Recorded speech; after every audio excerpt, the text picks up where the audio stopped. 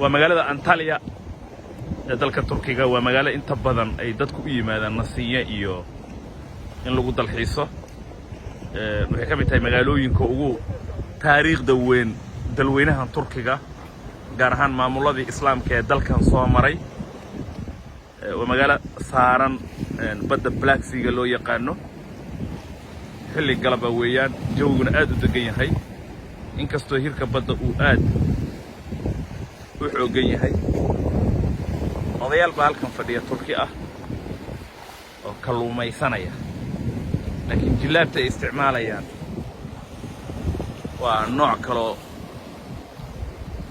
si degan bay shabaqa ugu tooreen kaad u jeedaan waa 3 nin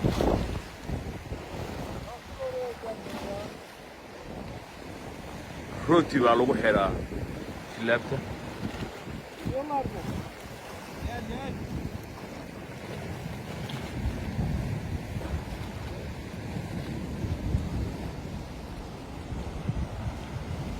bal aan wada aragna siday wax u soo qabtaan marka jilaabta ugu jirta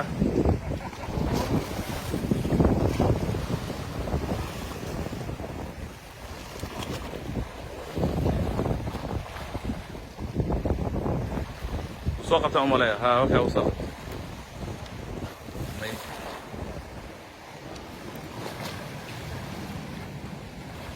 ما سوق قبنا هو واحد يركع اهي اهلا وسهلا اهلا وسهلا شلونكم؟ هاتوا قلنا اياه شلون كيفك؟ كيف حالك؟ لا كيف طيب تمام تمام I just want to see how you want to fish يس اوكي روتي وقلنا اياه سمو جدا يا اوكي هاو ممكن صوت طبعا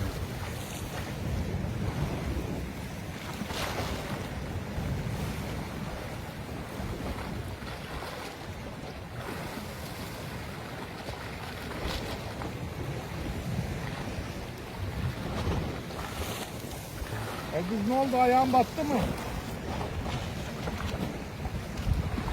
والروتي وحو قلنا انا هلب بان امليني good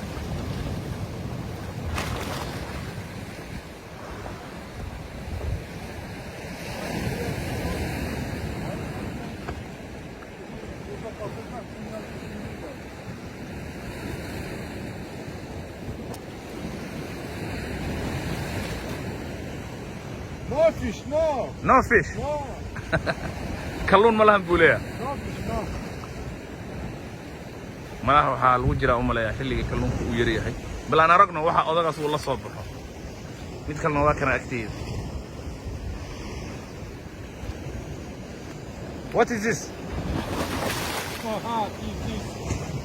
is this fish Yeah. Oh. okay Sen geldin